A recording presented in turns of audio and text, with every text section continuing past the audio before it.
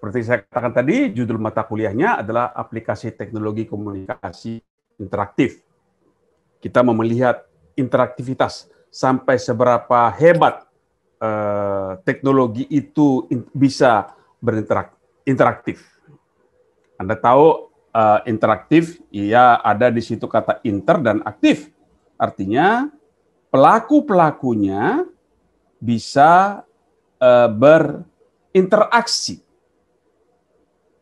dan aktif, kan gitu. Ada, nanti kita lihat bahwa ada alat-alat aplikasinya yang interaktif, tapi kitanya sebagai user tidak aktif, gitu.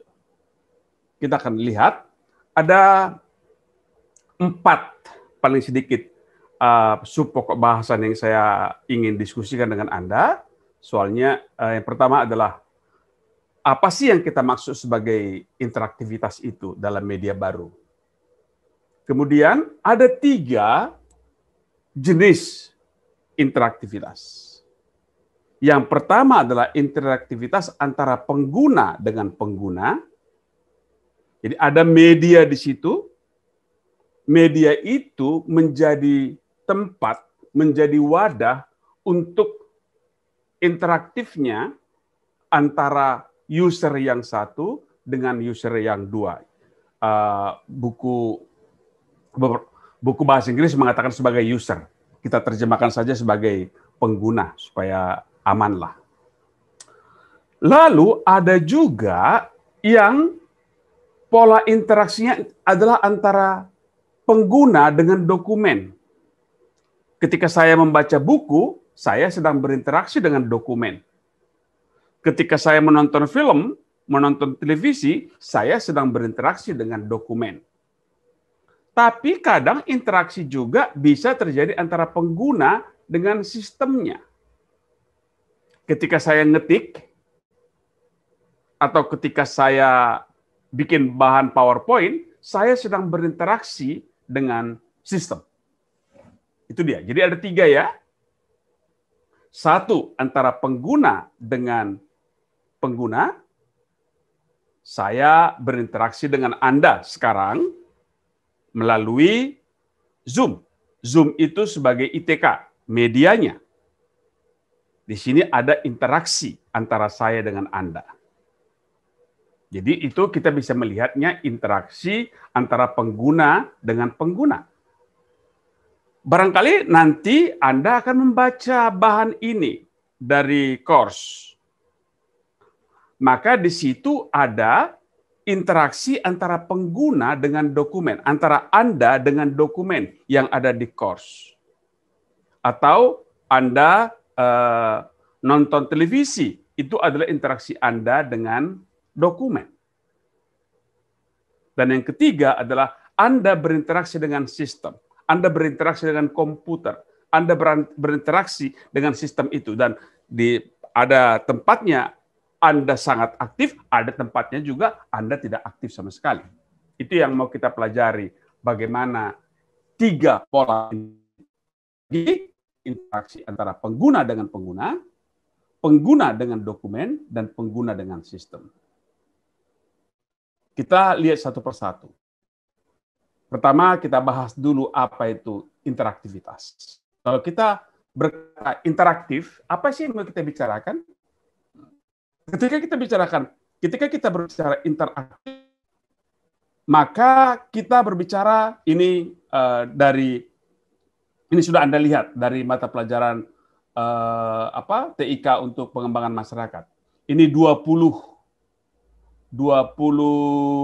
apa istilahnya? 20 konsep kunci media baru. Jadi ya, ada 20 konsep kunci media baru. Saya ingin mengajak Anda untuk melihat beberapa kunci yang menunjukkan tingginya interaktivitas. Dari 20 itu, paling sedikit saya lihat ada 1, 2, 3, 4 yang menunjukkan interaktivitas dari TIK itu. Ada 20. Dari 20 itu ada 4 yang menunjukkan interaktivitas itu. Artinya dari 20 itu keempat aspek ini adalah berkaitan betul dengan interaktivitas. Yang pertama adalah collective intelligence. Yang kedua adalah interactivity, ini tentu saja intinya. Dan yang ketiga adalah participation, dan yang keempat adalah user-generated content. Kalau saya ulang sedikit saja, ketika kita bicara collective intelligence, maka artinya TIK itu mampu menghimpun berbagai pengetahuan sosial. Mengapa dikatakan pengetahuan sosial? Karena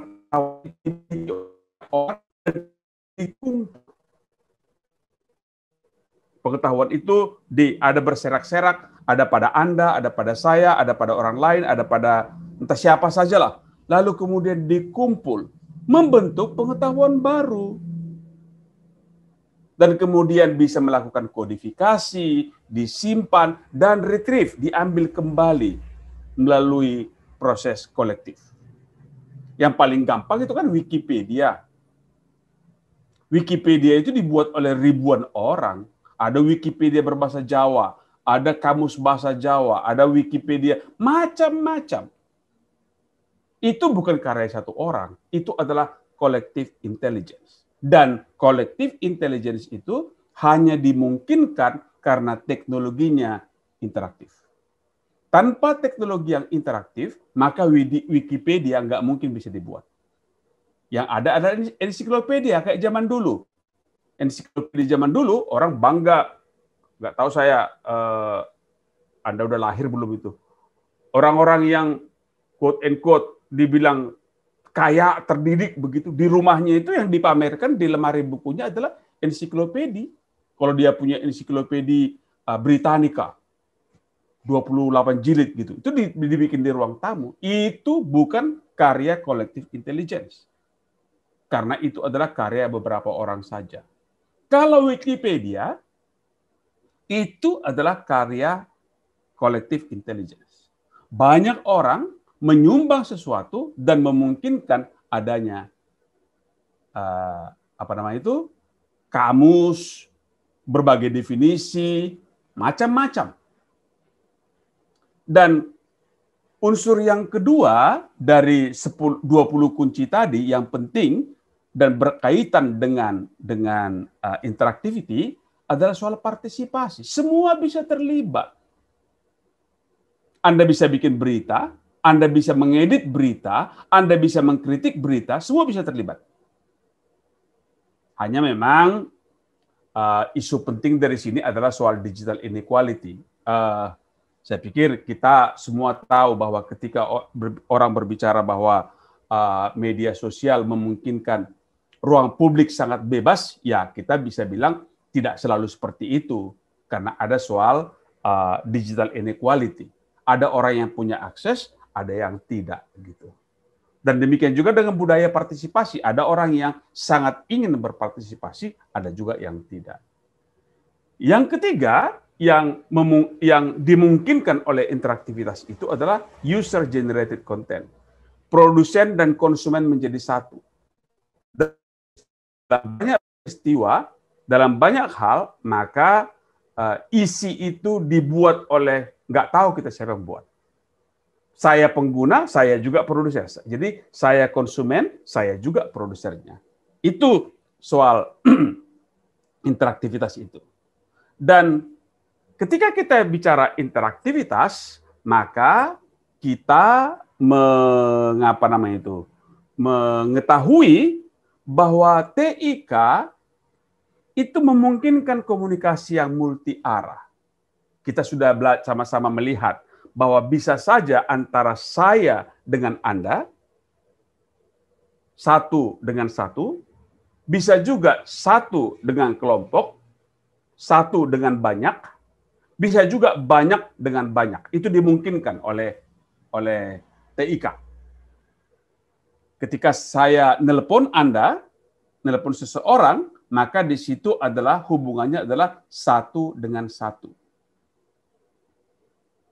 Ketika saya berbicara lewat Zoom ini, maka saya berbicara dengan kelompok, satu dengan banyak. Tapi kalau kita berbicara seperti yang saya katakan tadi, Wikipedia itu adalah banyak dengan banyak. Anda buat blog dan Anda aktif di blog itu, katakanlah Anda membuat Facebook, orang banyak menjadi pengikut dari Facebook Anda, itu ada komunikasi dari banyak ke banyak. Jadi arah komunikasi itu menjadi multi arah. Satu ke satu, satu ke banyak, dan banyak ke banyak. Dan interaktivitas juga dipengaruhi oleh kontrol dan partisipasi pengguna. Ada TIK, ada alat komunikasi, ada teknologi komunikasi yang sepenuhnya bisa dikontrol oleh pengguna, ada yang tidak. Ketika Anda menonton televisi, itu juga TIK, Anda sama sekali tidak bisa mengontrol televisinya. Kalau Anda lempar televisinya pecah, ya selesai sudah. Anda tidak nonton, selesai sudah. Anda tidak bisa mengontrol apa yang menjadi. Tapi ada juga yang kontrolnya sangat tinggi. Misalnya kalau kita katakanlah contoh yang mudah itu video on demand. YouTube. Itu Anda bisa mengontrol apa yang Anda tonton. Anda buka YouTube, Anda bisa menonton yang ini saya tonton, ini tidak, ini Anda yang menentukan. Tapi kalau televisi, ya kalau sudah Anda menonton satu stasiun, ya udah di situ saja. Anda suka atau tidak suka, ya itu disiarkan. Kontrol Anda sangat rendah. Begitu dia. Bagaimana kita melihat interaktivitas itu. Yang ketiga, yang menjadi penting juga melihat interaktivitas itu adalah bagaimana pertukaran informasi langsung itu terjadi lewat media itu. Ada yang bisa langsung. Anda memasukkan informasi, misalnya kalau Anda bermain Facebook, maka pertukaran informasi itu terjadi langsung. Tapi kalau misalnya surat kabar, kalaupun Anda membuat suara pembaca, itu Anda bikin sekarang, barangkali besok baru dimuat. Atau barangkali sama sekali tidak dimuat. Itu dia, bagaimana interaktivitas itu berlangsung.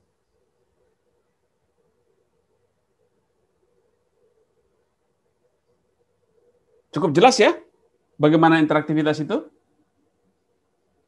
Jelas, Bapak. Oke. Kalau jelas, saya teruskan. Ketika kita berbicara soal interaktivitas, maka kita berbicara soal 6 dimensi interaktivitas itu. Yang pertama dengan yang kedua ini hampir sama, kompleksitas pilihan pengguna. Ada yang begitu rumitnya berinteraksi, sehingga memang lebih satu arah. Lebih satu arah interaksinya. Seperti saya katakan tadi, kayak televisi, stasiun televisi, itu bisa dikatakan luar biasa kompleksnya untuk bisa berinteraktif. Paling kalau ada istilahnya itu kontes dangdut, Anda bisa berinteraksi dengan mengirimkan SMS supaya favorit Anda itu menang begitu. Tapi interaksinya cuma sampai di situ. Usaha yang dilakukan juga ada yang sangat rumit, ada yang tidak rumit. Ada media yang responsnya cepat, ada yang lambat. Suara pembaca tadi lambat sekali itu.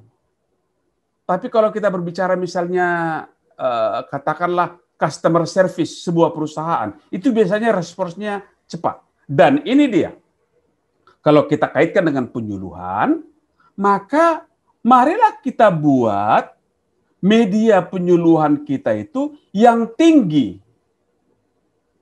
Kompleksitasnya rendah, usaha yang harus dilakukan rendah, responsnya cepat, monitoring juga bisa kita monitor, menggunakan informasi itu mudah, dan fasilitas komunikasi interpersonal ada. Maksudnya begini, kalau kita bicara monitoring informasi yang digunakan, seorang pengelola informasi penyuluhan misalnya, harus tahu, harus bisa memonitor siapa yang menggunakan informasinya, siapa yang tidak. Kalau jurnal-jurnal ilmiah yang memadai, itu tahu dia bahwa sekian orang membaca Anda, si ini membaca Anda, bahkan sampai nama orangnya. Jadi bisa dimonitor siapa yang menggunakan informasi Anda. Kalau Anda mempunyai channel YouTube misalnya, Anda bisa memonitor berapa orang yang menonton YouTube Anda dan berapa lama YouTube Anda itu ditonton. Itu adalah monitoring informasi yang digunakan. Dimensi yang lain dari interaktivitas itu adalah kemudahan menggunakan informasi. Ada informasi yang sangat mudah digunakan. Informasinya sudah tersedia di situ dan step by step menggunakan informasinya sudah ada. Sebentar lagi kan Anda bikin bikin SP ya. Kalau Anda membaca jurnal, ada di situ sudah langsung untuk bikin, kalau ini mau bikin daftar pustaka, begini cara nulisnya. Sudah tinggal klik, langsung jadi gitu. Itu adalah kemudahan menggunakan informasi. Sudah jadi informasi itu. Informasinya itu sudah matang gitu. Anda tinggal memanfaatkan.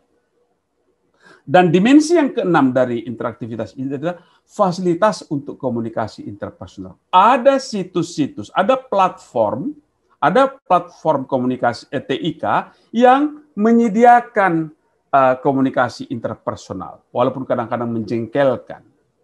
Misalnya ada channel YouTube, ada kolom chatnya di situ kan? Ada orang yang memuji, ada orang yang menghina. That's okay. Tapi kadang-kadang yang menjengkelkan adalah ketika ada dua orang bertemu di channel itu, di saluran YouTube itu, kemudian mereka ngobrol gitu.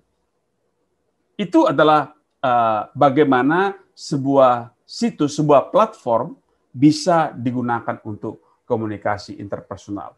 Tentu saja kalau kita berbicara WA misalnya, WhatsApp, maka itu fasilitas untuk komunikasi interpersonalnya sangat tinggi. Berbeda misalnya kalau saya bikin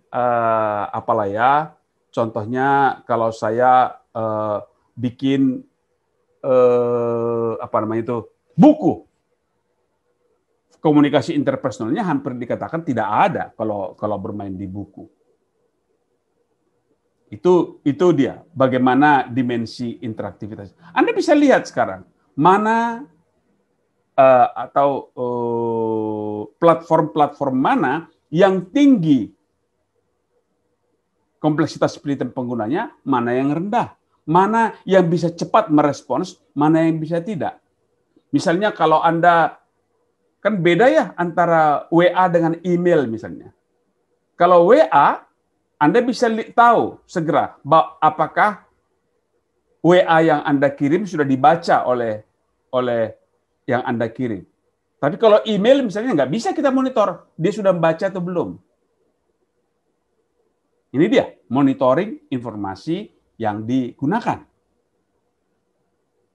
Kemudian bagaimana kemudahan menggunakan informasi itu. Itu dimensi-dimensi interaktivitas. Saya menunjukkan hal ini kepada Anda dengan dua tujuan. Yang pertama, dimensi-dimensi ini Anda bisa gunakan untuk penelitian. Anda bisa bikin skripsi. Selama ini skripsi mahasiswa SKPM itu misalnya kalau dikatakan soal efektivitas Instagram untuk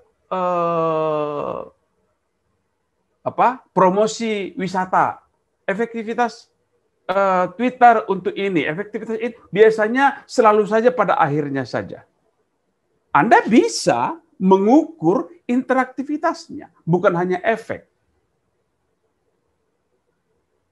Dan ini menjadi menarik ketika banyak sekali platform atau situs atau media yang kecepatan responsnya rendah. Dan kalau kecepatan responsnya rendah, biasanya orang jadi nggak suka lihat platform itu, yang tidak suka dengan Anda yang memiliki platform itu. Ini bisa menjadi bahan penelitian. Oke, sebelum saya teruskan ke bagian kedua, ada yang mau komentar? Silakan, kalau ada yang mau komentar.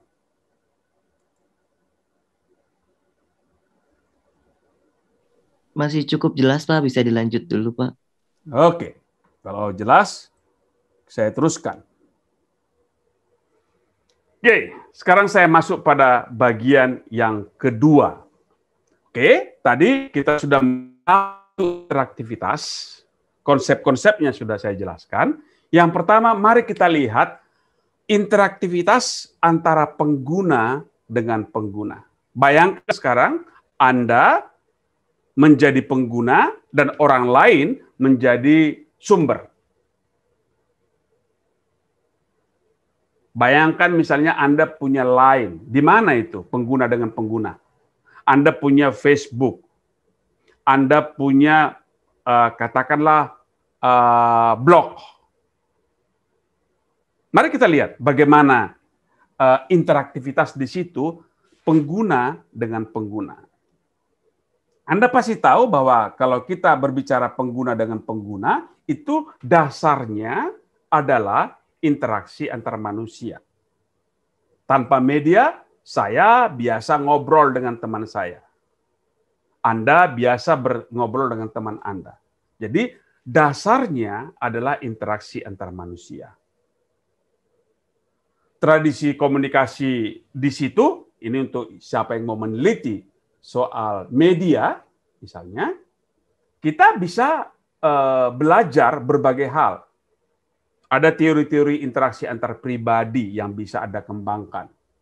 Bagaimana misalnya penggunaan Twitter untuk komunikasi antar pribadi, baik antar pribadi maupun seperti saya katakan tadi itu satu ke satu maupun satu ke banyak, itu yang bisa dilihat. Bisa mempelajari interaksi simbolik. Ada teori interaksi simbolik yang orang-orang sosiologi dan orang-orang komunikasi biasa menggunakannya. Bisa mempelajari interaksi sosial. Bisa mempelajari studi feedback. Sampai seberapa hebat orang menggunakan media dan memanfaatkan feedback. Itu bisa dipelajari, bisa jadi bahan studi yang baik untuk orang komunikasi.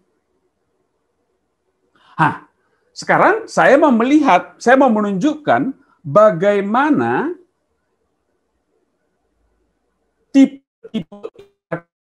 itu dimainkan oleh berbagai media. Gambar ini nanti hampir sama di semua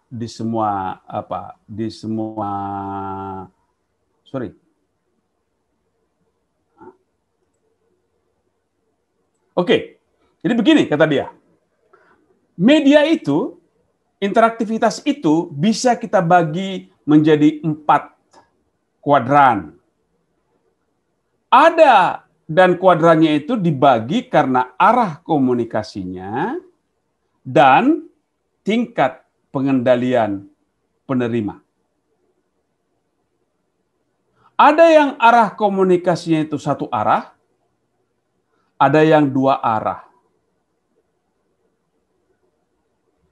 Ada tingkat pengendalian oleh penerima itu rendah, ada yang tinggi. Kalau tingkat pengendalian oleh penerima itu rendah dan komunikasinya satu arah, itulah yang monolog. Biasanya televisi ada di sini tuh. Televisi itu ya ini stasiun televisi, ini Anda receiver, ini Anda. Di situ tingkat pengendalian Anda atas isi media itu sangat rendah dan komunikasinya satu arah. Ini radio misalnya. Yang paling televisi lah. Radio sekarang sudah banyak yang interaktif. Ini pertama. Atau Sering sekali marketing communication ada di sini. Marketing communication itu diiklankan, beriklan, dan Anda diharapkan membeli. Ada pola komunikasinya itu tetap satu arah, tapi tingkat pengendalian oleh penerima itu tinggi. Misalnya ada umpan balik di sana. Kalau di radio sekarang banyak sekali dialog interaktif gitu. Tetap saja lebih pada satu arah, tetapi tingkat pengendalian oleh penerima itu menjadi lebih tinggi. Ada yang dialog responsif.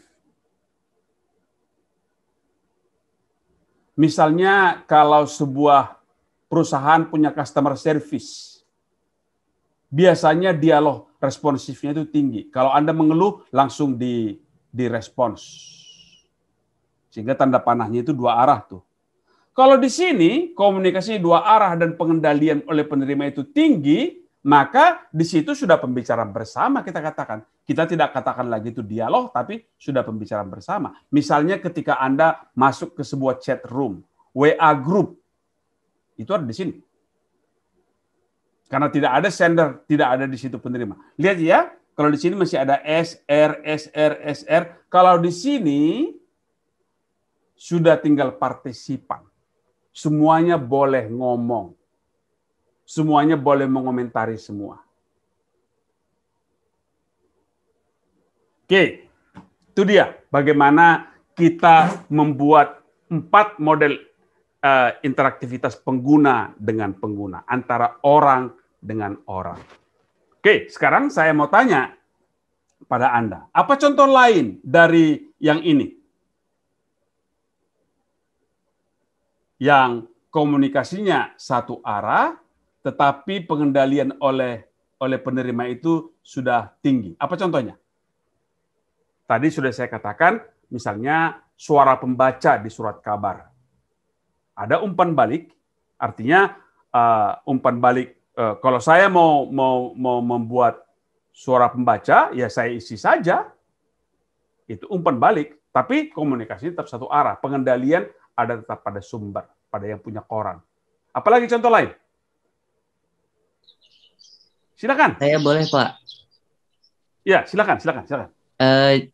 Menurut saya satu lagi contohnya itu ada di radio, di mana biasanya tuh radio akan bilang kayak misalnya berikan komentar atau pertanyaan para pendengar dengan menghubungi nomor ini. Nanti akan dibacakan ketika pesan sudah masuk. Biasanya seperti itu, Pak. Oke. Makasih. Oke. Anda bisa mengisi ini. Apalagi yang Anda, kalau misalnya saya katakan contohnya apa? Facebook Anda itu. Facebook itu kira-kira di mana? Atau Anda punya channel YouTube. Di mana ada itu? Kalau saya katakan Anda, maka di situ Anda menjadi dalam yang konvensional, Anda S-nya. Menjadi sumbernya. Di mana ada YouTube channel Anda itu? Di sini kah? Di sini kah? Di sini kah? Apa di sini? Di monolog, Pak. Silakan. Ya, Pak. Ya? Kalau menurut saya ada di apa monolog, itu? Pak. Yang mana itu? YouTube Ya, apa? YouTube, Facebook? Pak. YouTube.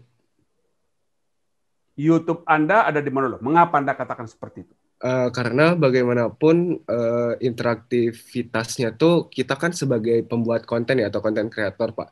Jadi nanti mungkin kita berkomunikasi secara tidak langsung melalui konten-konten kita. Sementara nanti orang-orang yang menyaksikan itu layaknya mungkin memang bisa mengomentari atau bagaimana memberikan itunya, tapi kan tidak secara langsung seperti yang dialog responsif atau pembicaraan bersama. Jadi menurut saya itu masuk kepada monolog sih, Pak. Lebih kepada kayak televisi dan juga sebagai macamnya gitu, Pak. Mungkin bisa dikoreksi kalau salah, Pak. Terima kasih, Pak. Ya, kita berdiskusi. Oke. Silakan. Makasih Yota. Silakan yang lain. Pak, saya juga mau nambahin, mau berpendapat. Iya, silakan. Jadi sebenarnya kalau dari YouTube itu kita sebagai sumber juga bisa dapat feedback, cuman dari feedbacknya ini kita nggak bisa kontrol gitu feedback seperti apa yang bisa apa namanya, kita nggak bisa sebagai S ini kita nggak bisa kontrol gitu feedbacknya mau yang seperti apa yang dikasih lihat gitu, karena kan intinya di kolom komentar tuh komentar bebas gitu ya. Jadi kalau Jadi Anda ya menurut saya sebenarnya bisa juga Pak, apa eh, karena kita sebagai konten creator juga dapat umpan balik dari apa ya bahasanya, netizen ya, penonton kitanya itu juga bisa, berarti bisa sebagai umpan balik juga Pak. Tapi jadi ada kita di mana juga di sini di mana ya? Kayaknya di mana ya? Dialog responsif juga berarti bisa Pak, kan kita memberi konten ke receiver itu, penerima. Nah, nanti penerima memberi komentar gitu, kritik, saran, sebagai macam kan itu di kolom komentar bisa ya Pak. Itu juga kan bisa dijadikan feedback buat kita gitu. Ya, jadi tergantung kita melihatnya. Kadang-kadang saya melihat bahwa kalau kita berbicara media-media yang kita miliki dan kalau media itu kita pelihara dengan melihat bagaimana respons orang kepada kita dengan segera, jangan-jangan kalau kita memberikan kolom, misalnya di YouTube kita berikan kolom komen, barangkali di sini dia YouTube mesti tetap satu arah, tapi ada umpan balik di sana. Ya, kalau nggak ada umpan baliknya, ya nggak apa-apa juga gitu. Kalau Anda tidak berikan kolom komen, barangkali dia ada di sini. Misalnya web-webnya pemerintah sering sekali ada di sini. Kalau Anda membuka webnya siapapun, biasanya webnya pemerintah ada di sini. Paling ada kolom Q&A sedikit gitu di sini gitu. Tapi pada umumnya di sini saja. Anda membaca kolomnya webnya BPS misalnya, ya mesti di sini. Gitu. Itu dia. Kalau kita melihat model interaktivitas antara pengguna dengan pengguna. Oke, sekarang kita mau teruskan dengan interaktivitas antara pengguna dengan dokumen. Oke, kalau tadi lewat media, saya berhubungan dengan Anda. Pengguna media. Sekarang kita mau bicara ada interaksi antara pengguna dengan domainnya. Bukan sesama. Jadi ketika saya baca buku, maka saya sedang berinteraksi dengan dokumen. Ketika saya nonton film, saya berinteraksi dengan dokumen. Ketika saya membuka YouTube, saya berinteraksi dengan dokumen. Bukan sedang berinteraksi dengan orang yang buat dokumen itu. Saya berinteraksi dengan dokumennya. Tradisi-tradisi studi komunikasi dengan ini adalah misalnya kalau Anda pernah mendengar parasocial interaction. Parasocial interaction itu sampai seberapa jauh Anda ikut merasa terlibat dalam interaksinya. Misalnya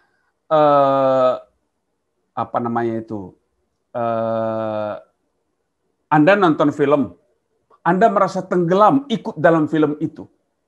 Itu kan kayaknya Anda sedang bukan hanya berinteraksi dengan filmnya, tapi Anda terlibat dalam film itu. Orang nonton film kungfu, habis nonton film kungfu, serasa jadi jago kungfu juga gitu.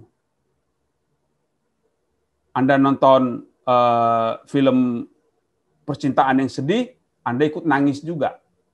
Itu kan sebenarnya Anda sedang berinteraksi dengan dokumen, tapi ada parasocial interaction. Anda ikut kayaknya. Nah, itu bisa juga itu studi tentang hal itu. Biasanya, tapi orang SKPM jaranglah melakukan studi itu, karena itu lebih banyak dilakukan oleh orang-orang psikologi. Jadi, TIK memungkinkan kita melakukan interaksi antara pengguna dengan dokumen itu. Begini interaksi yang dibuatnya.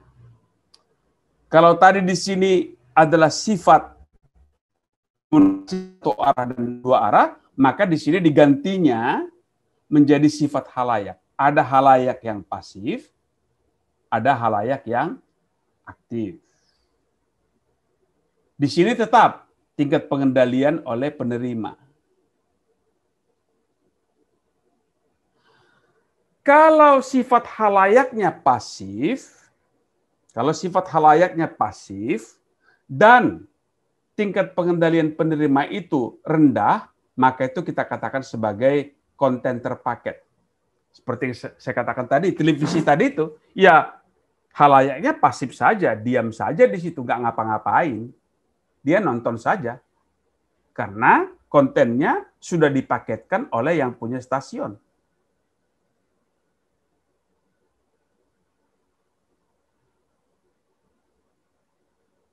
Tapi kalau misalnya Anda nonton YouTube, si A punya YouTube channel, dia sudah punya ratusan konten di situ, maka Anda bisa memilih konten apa yang Anda ingin tonton dari dia.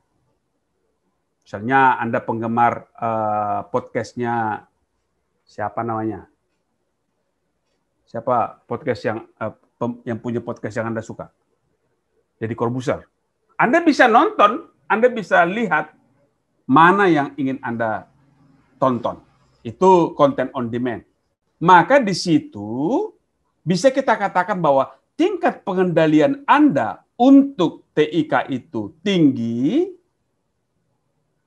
ya kan? Tetapi Anda itu relatif apa saja, tidak melakukan apa-apa, hanya menonton saja. Anda tidak memproduksi. Anda pasif saja di situ. Ada juga yang pertukaran konten Anda aktif, tetapi Anda tidak bisa mengendalikan. Maka di situ pertukaran konten saja. Anda mengirim kepada dia, dia ngirim kepada Anda. Ini hanya pertukaran konten. Tapi bisa juga yang paling canggih adalah produksi bersama. Anda memproduksi bersama-sama dengan teman Anda dan hasilnya adalah produksi bersama. Karena tingkat pengendalian oleh penerima itu tinggi dan tingkat sifat halayaknya itu aktif.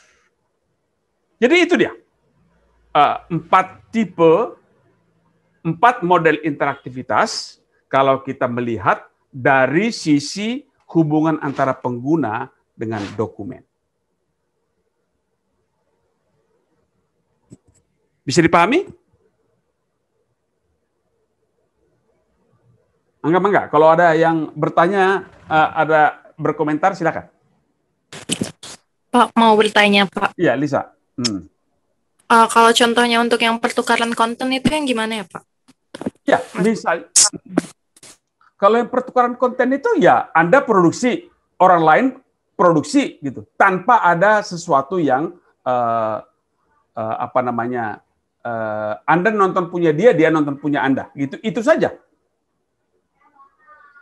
Itu saja pertukaran konten itu. Yang dulu misalnya ada bulletin board. Bulletin board itu kayak satu situs di mana orang bisa nempel. Sekarang nggak populer lagi. Semua orang bisa menempel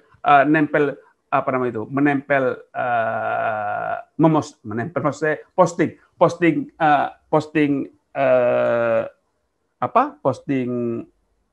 produksinya di situ. Begitu saja. Jadi saling mempertukarkan saja. Lain dengan produksi bersama. Ada beberapa itu yang saya suka. Orang nyanyi di sana, nyanyi di sini, disatukan gitu. Itu pengendalian oleh penerimanya tinggi dan sifat halaiknya aktif, itu namanya produksi bersama. Berbeda dengan di sini, karena orangnya sama-sama aktif, tapi tidak bisa saling mengendalikan, hanya saling tempel saja gitu, tidak bisa saling mempengaruhi. Itu perbedaannya, Lisa. Oke, Pak. Terima kasih, Pak. Oke, ada lagi?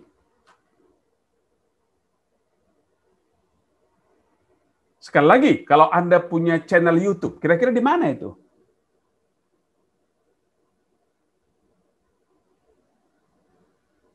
Kalau kita lihat, kalau tadi kan channel YouTube kita lihat dalam hubungan interaktivitas antara pengguna dengan pengguna. Sekarang ada channel YouTube di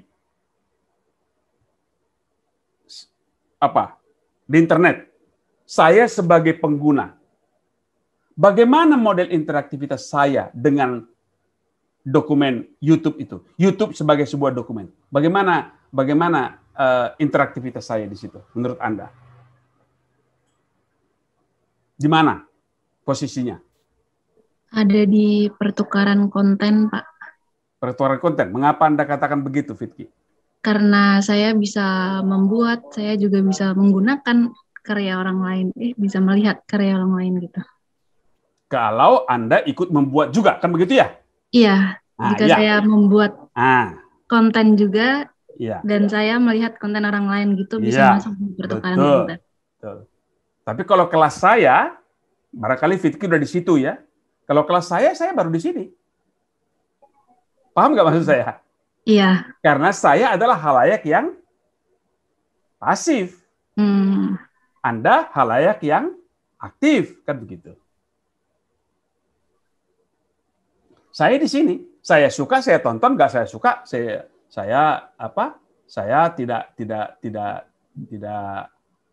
tidak buka. Maka itu di sini dikatakan tingkat pengendalian saya di situ tinggi, tapi saya adalah audiens yang pasif. Oke, bisa dipahami nih? Bisa, Pak. Kita sini? Iya, Pak, bisa. Jadi kalau tadi saya berinteraksi dengan orang, contoh saya sekarang berinteraksi dengan Fitki, itu tadi yang pertama. Sekarang saya berinteraksi dengan dokumen. Dokumen itu, kalaupun dikatakan di sini istilah dokumen, bisa saja itu berupa video, bisa saja berupa teks, bisa saja berupa kaset gitu. Kalau zaman kaset masih ada nggak sekarang kaset ya? Kalau misalnya sekarang saya beli kaset, zaman saya tuh, Anda pergi ke toko beli CD, itu ada di mana itu?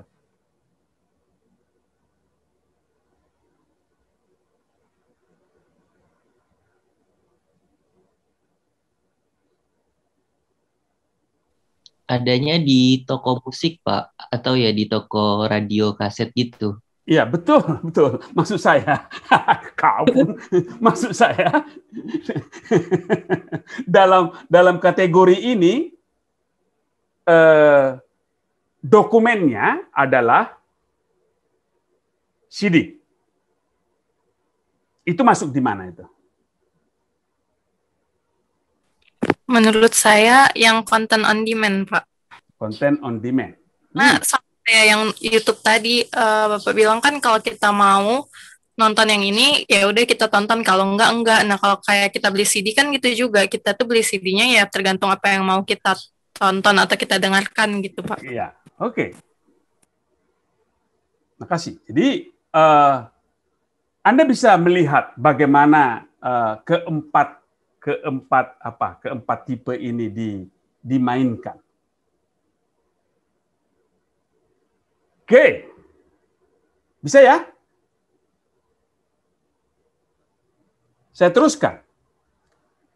Yang pertama tadi pengguna dengan pengguna, yang kedua pengguna dengan dokumen, yang ketiga adalah pengguna dengan sistem.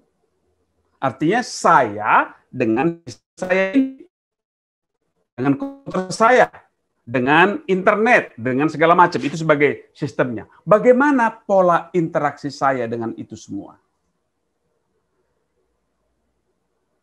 Semakin sekarang kita bisa melihat bahwa sistem itu semakin pintar merespons manusia. Bisa dia merespons. Kalau dulu saya memakai contohnya ya,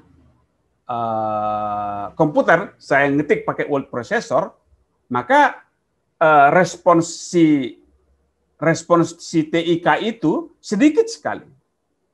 Tapi kalau sekarang Anda sedang main games online gitu, games itu menjadi seru ketika games itu bisa merespons Anda.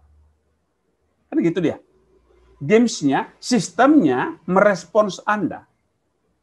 Apapun games online yang Anda mainkan, itu menjadi seru ketika games itu bisa merespons Anda. Nah, di situ menjadi sangat penting kekayaan medianya. Ada media yang kaya, ada media yang tidak kaya, yang miskin. Misalnya kalau kita katakanlah buku dengan video, mana lebih kaya? Tentu saja bisa kita katakan bahwa video itu jauh lebih kaya. Karena dengan video kita bisa merasakan kehadiran sosial. Kalau saya katakan misalnya mana lebih kaya antara telepon biasa dengan video call. Video call, Pak. Betul, video call itu jauh lebih kaya karena video call kehadiran sosialnya menjadi lebih tinggi karena Anda pandang orangnya, ngobrol bersama, seolah-olah Anda sedang ngobrol dengan orangnya. Beda sekali dengan kalau Anda bertelepon.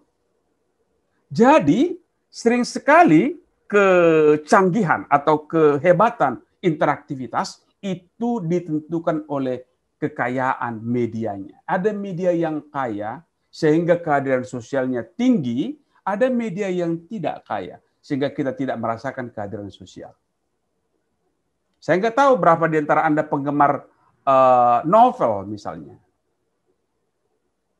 Ya kalau saya membaca novelnya seseorang, ya udah saya baca saja seperti itu, saya tidak merasakan kehadiran sosial di situ. Saya tidak merasakan kehadirannya. Misalnya kalau Anda, nggak tahu saya berapa banyak di antara Anda yang kemudian nanti membaca bahan kuliah ini lewat lewat course. Mana yang lebih kaya menurut Anda? Apakah Anda ketika membaca PowerPoint-nya saja, atau ketika Anda memutar kembali rekaman dari Zoom ini? Pasti beda kekayaannya. Kehadiran sosialnya lebih tinggi kalau Anda membuka di Zoom ini ketimbang Anda membaca membaca file PowerPoint saya. Karena file PowerPoint hanya bisa visual, sedangkan kalau Anda mengikuti rekaman Zoom, di situ ada audionya, di situ ada visualnya. Jadi ada media itu yang sangat kaya, ada media itu yang tidak kaya. Nah, buku ini kemudian membuat seperti ini. Jadi ada interface itu interface bahasa Indonesianya ya. Termuka. Ada media-media yang kehadirannya itu semu. Ada media yang kehadirannya itu jelas.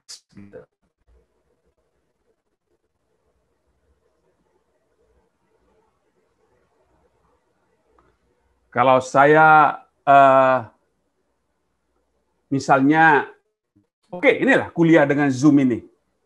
Kalau Anda ikut kuliah dan di situ cuma ada nama Anda di situ, itu interface-nya sangat semu.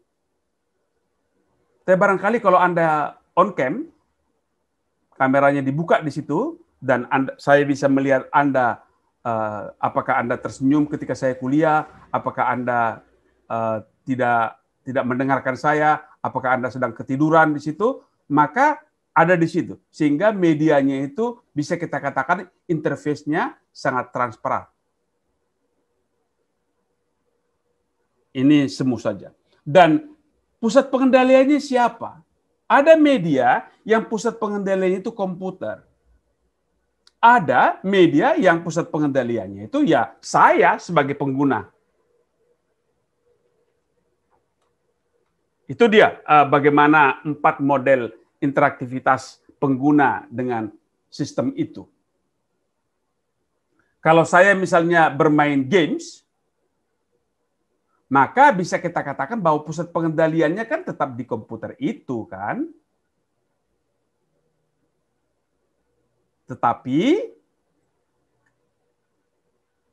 kehadiran saya di situ sangat jelas. Kalau saya sedang mengetik, menyiapkan bahan kuliah tadi pakai PowerPoint, maka kehadiran saya di situ nggak jelas dan kendalinya tetap di saya. Saya sebagai pengguna, saya sebagai receiver sebenarnya di situ mengendalikan sepenuhnya interaksi itu. Sedangkan si komputernya diam saja. Maka itu dikatakan sebagai human-based interaction.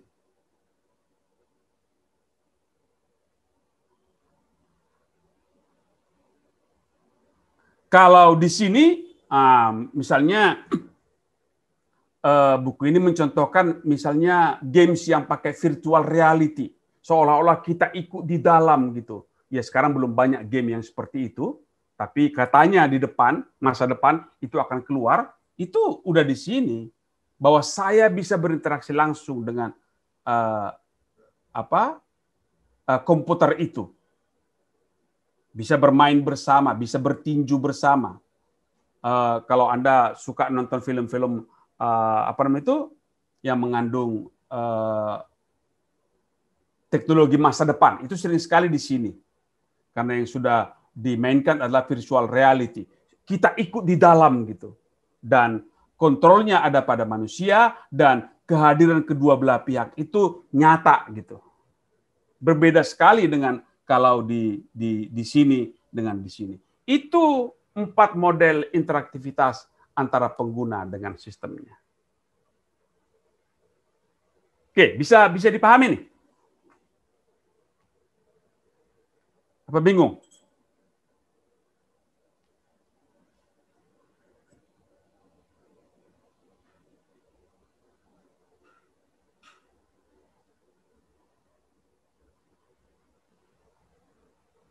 Halo? Bapak, saya mau bertanya, Pak. Ya. Ya, Pak. Jadi, kalau misalnya contohnya itu di Spotify ya, Pak. Misalnya lagi buka Spotify itu biasanya ada rekomendasi musik untuk Anda gitu kan. Pas dibuka, loh, wah ini musiknya selera saya banget nih gitu. Atau saat melihat video di YouTube pas scroll gitu, videonya kok menarik semua buat saya gitu. Atau saat belanja itu biasanya kan pas di menu utama, pas di scroll itu juga barang-barangnya seperti, wah ini saya lagi cari ini nih gitu. Kalau contohnya itu sebenarnya masuk tidak sih Pak di contoh interaktivitas pengguna dengan sistem itu? Kalau ya itu deh. Yang Anda ceritakan tuh kan di sini tuh. Oh, berarti pengendaliannya itu ada di komputernya. Ada di komputernya kan? Dia menunjukkan pada Anda. Ditawarkan ini, ditawarkan ini, ditawarkan ini. Ya, ini di sini dia. Anda mau beli atau tidak, ya terserah Anda juga kan? Iya. Ditawarkan 100 ya, Anda nggak beli, nggak apa-apa juga. Gitu. Ini dia. Itu computer based interaction. Dan sering sekali, ya kalau kita lihat dimanapun, ya Anda sedang menonton, katakanlah YouTube channel seseorang, tiba-tiba ada iklan kan di tengah-tengah kan? Yang mengendalikan iklannya siapa? Bukan Anda kan? Itu adalah computer based interaction. Itu dia, di sini dia. Iya, baik. Terima kasih, Pak. Dan memang itu keadaannya bahwa komputer itu didesain sedemikian rupa untuk berinteraksi dengan Anda. Interaksinya bukan antara yang jual dengan Anda, tapi interaksinya adalah antara komputer dengan Anda, kan begitu ya?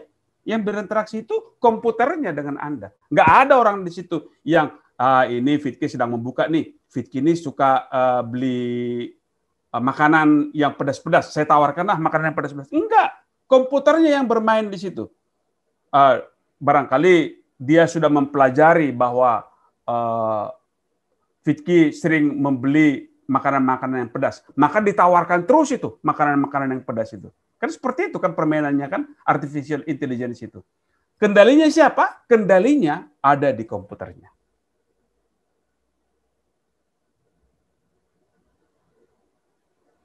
Sedangkan kalau saya games yang konvensional, itu ada di sini tuh. Games apapun yang Anda mainkan.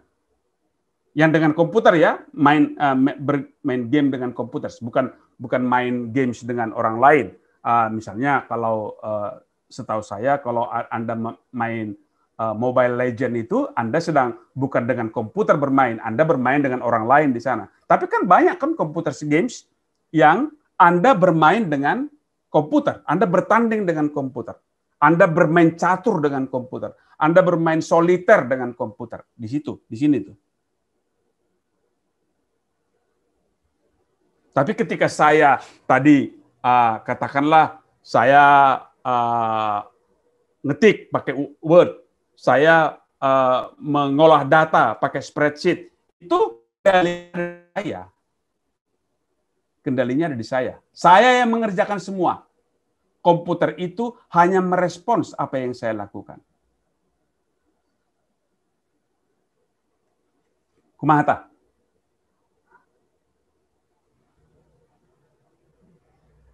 Bisa? Bisa dipahami?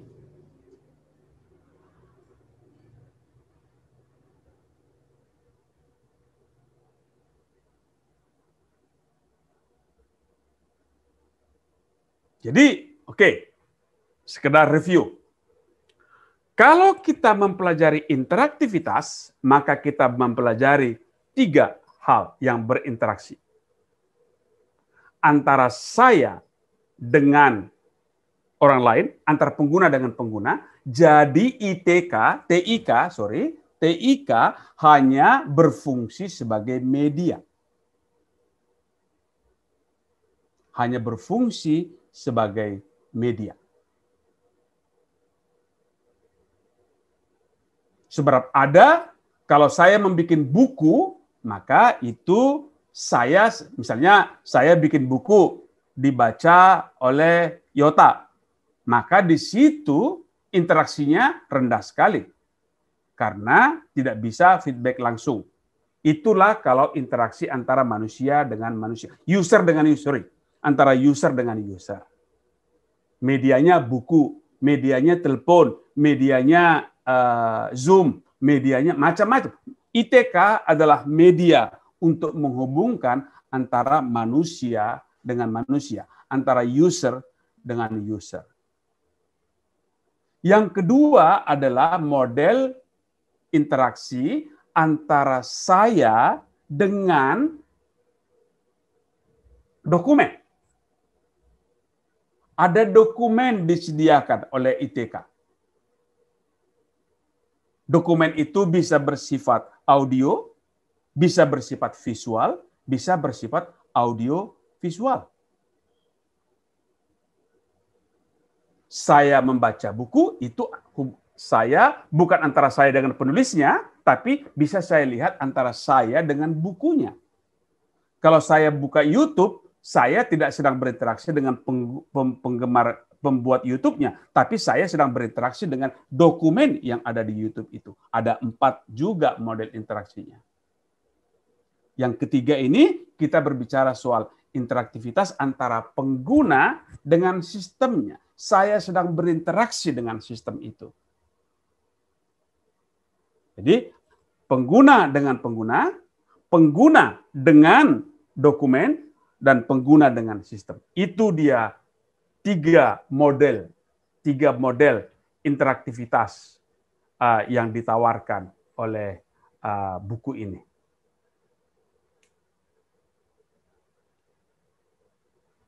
Oke. Ada catatan penutup. Di sini di bentuk interaksinya itu yang ditawarkan. Misalnya antara pengguna dengan pengguna. Antara pengguna dengan pengguna, bentuk interaksinya itu contohnya chat room. WA group itu chat room itu. SMS itu chat room itu. Itu adalah sebuah interaksi bahwa kita serasa hadir di ruang interaksi itu. Kita serasa hadir di ruang chat itu. Kita merasa ngobrol. Anda bisa bayangkan sebuah grup WA misalnya. Anda ngobrol di grup WA itu. Anda merasa mempersepsikan bahwa Anda ada hadir di ruang chat room tadi itu. Platformnya interaktif. Sehingga bagaimana supaya dia bisa interaktif? Maka diharapkan semua partisipan aktif dalam percakapan online itu. Pasti ada grup WA Anda yang suatu saat mengatakan, kok sepi banget ya? Mengapa ada seperti itu? Ya karena dirasakan bahwa pertukaran interaktifnya tidak terjadi dalam ruang itu. Maka dikatakan sepi. Maka kalau orang mau meramaikan bentuk interaksi antara pengguna dengan pengguna di ruang chat, maka warga perlu berpartisipasi dalam ruang percakapan itu. Oke, contoh lain adalah bagaimana pengguna dengan dokumen. Misalnya saja, tinjauan bentuk interaksinya adalah tinjauan konsumen. Kan sering sekali ya, Anda pasti nggak tahu saya, kalau tadi dicontohkan oleh Fitki adalah orang yang jualan, sering sekali kita membeli sesuatu bukan karena iklannya hebat, tapi karena review orang. Saya sudah bagus loh, saya sudah mencoba bintang 4, saya sudah mencoba hebat sekali. Itu tinjauan konsumen. Itu adalah contoh hubungan antara pengguna dengan dokumen. Persepsinya apa?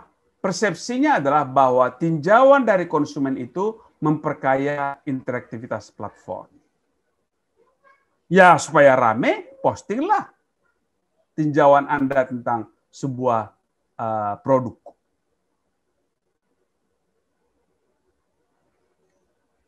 Anda juga bisa lihat bagaimana hubungan antara pengguna dengan sistem.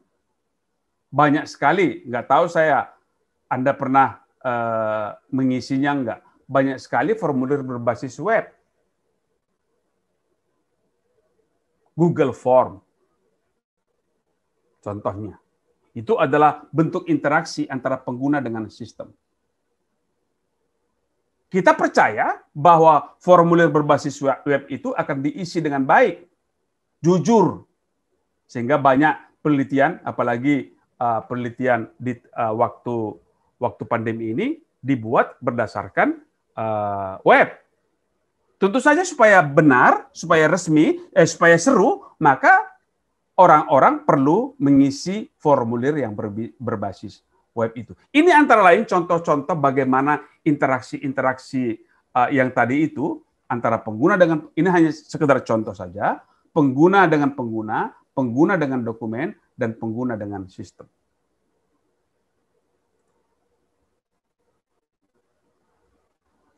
Oke, silakan. Kalau ada yang mau berkomentar.